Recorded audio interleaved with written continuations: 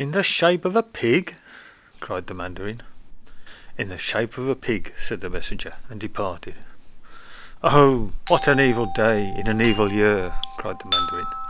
"The town of Quanxi, beyond the hill, was very small in my childhood. Now it has grown so large that at last they are building a wall." "But why should a wall 2 miles away make my good father sad and angry all within the hour?" asked his daughter quietly. "They build their wall," said the Mandarin, "in the shape of a pig. Do you see? Our own city wall is built in the shape of an orange. That pig will devour us greedily." Ah, they both sat thinking. Life was full of symbols and omens. Demons lurked everywhere. Death swam in the wetness of an eye. The turn of a gull's wing meant rain. A fan held so, the tilt of a roof, and yes, even a city wall was of immense importance. Travellers and tourists, caravans, musicians, artists, coming upon these 2 towns, equally judging the portents, would say, "The city shaped like an orange? No, I will enter the city shaped like a pig and prosper, eating all, growing fat with good luck and prosperity." The Mandarin wept. "All is lost. These symbols and signs terrify. Our city will come on evil days." "Then," said the daughter, "call in your stonemasons and temple builders. I will whisper from behind the silken screen, and you will know the words." The old man clapped his hands despairingly. "Ho, stonemasons! Ho, builders of towns and palaces!" The men who knew marble and granite and onyx and quartz came quickly. The Mandarin faced them most uneasily, himself waiting for a whisper from the silken screen behind his throne. At last the whisper came.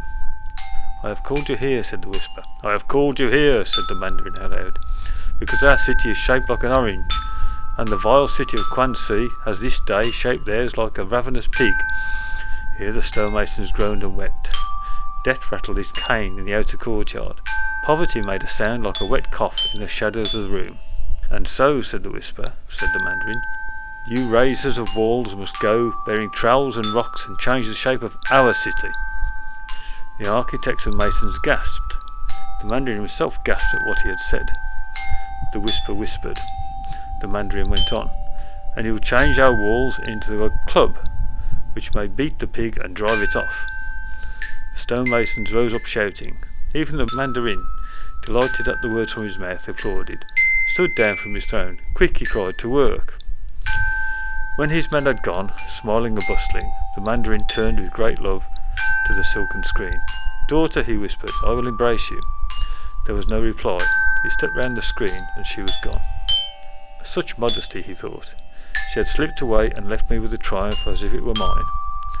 The news spread through the city. The Mandarin was acclaimed. Everyone carried stone to the walls. Fireworks were set off, and the demons of death and poverty did not linger. All worked together. At the end of the month, the wall had been changed. It was now a mighty bludgeon with which to drive pigs, horses, even lions far away. The Mandarin slept like a happy fox every night. I would like to see the Mandarin of Quanxi when the news is learned. Such pandemonium and hysteria. He will likely throw himself from a mountain. A little more of that wine, our daughter, who thinks like a son. But the pleasure was like a winter flower. It died swiftly. That very afternoon the messengers rushed into the courtroom. "Oh, Mandarin! Disease, early sorrow, avalanches, grasshopper plagues, and poisoned well water." The Mandarin trembled. "The town of Quanxi," said the messenger, "which was built like a pig, and which animal we drove away by changing our walls to a mighty stick, has now turned triumph to winter ashes.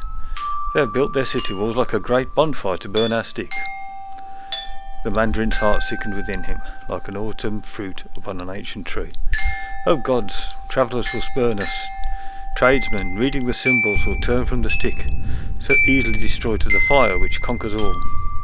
"No," said a whisper like a snowflake from behind the silken screen. "No," said the startled Mandarin. "Tell my stones masons," said the whisperer, that was a falling drop of rain, "to build our walls in the shape of a shining lake." The Mandarin said this aloud. His heart warmed. "And with this lake of water," said the whisper and the old man, "we will quench the fire and put it out forever." The city turned out in joy to learn that once again they had been saved by the magnificent Emperor of Ideas. They ran to the walls and built them nearer to this new vision, singing, not as loudly as before of course, for they were tired, and not as quickly, for since it had taken them months to build the wall the first time, they had to neglect businesses and crops, and therefore were somewhat weaker and poorer. There then followed a succession of horrible and wonderful days, one in another like a nest of frightening boxes. "O Emperor," cried the messenger, "Quan Si has rebuilt their wall to resemble a mouth with which to drink all our lake." "Then," said the Emperor, standing very close to his silken screen, "build our walls like a needle to sew up that mouth." "Emperor," announced the messenger, "they make their wall like a sword to break your needle." The Emperor held, trembling to the silken screen. "Then shift the stones to form a scabbard to sheath that sword." "Mercy," wept the messenger the following morning.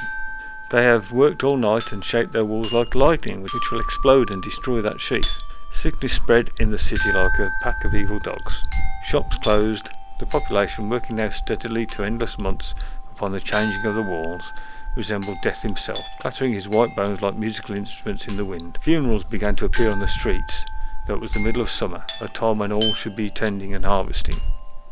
The Mandarin felt so ill that he had his bed drawn up by the silken screen, and there he lay, miserably giving his architect's orders. The voice behind the screen was weak now too, and faint like the wind in the eaves. "Quan Si is an eagle, then our walls must be a net for that eagle.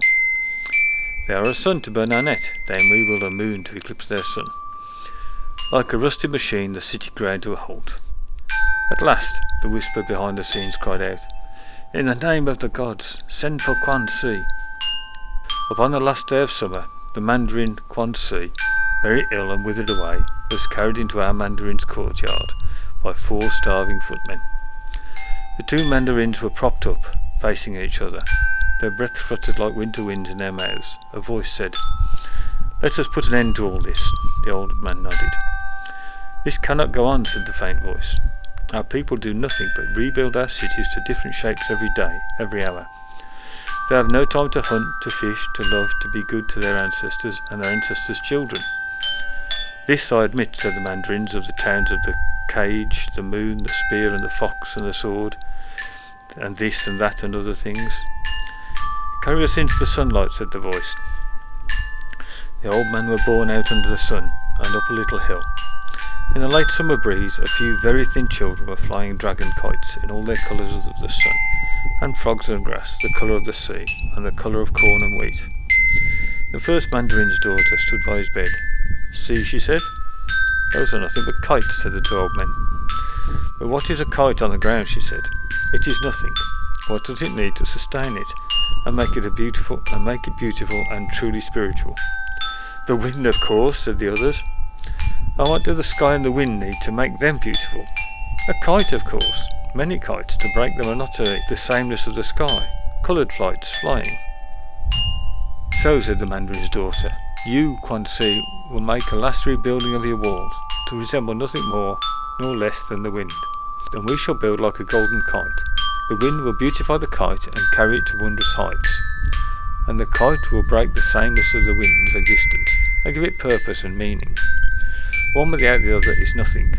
Together all will be beauty and cooperation and a long and enduring life." Whereupon the 2 Mandarins were so overjoyed that they took their first nourishment in days. Momentarily they were given strength, embraced and lavished praise upon each other, called the Mandarin's daughter a boy, a man, a stone pillar, a warrior, a true and unforgettable son. Almost immediately they parted and hurried to their towns, calling out and singing, weakly but happily. And so in time the towns became the town of the golden kite and the town of the silver wind. And the harvestings were harvested, and businesses tended again, and the flesh returned, and disease ran off like a frightened jackal. On every night of the year, the inhabitants of the town of the kite could hear the good clear wind sustaining them, and those in the town of the wind could hear the kite singing, whispering, rising and beautifying them. "So be it," said the Mandarin in front of his silken screen.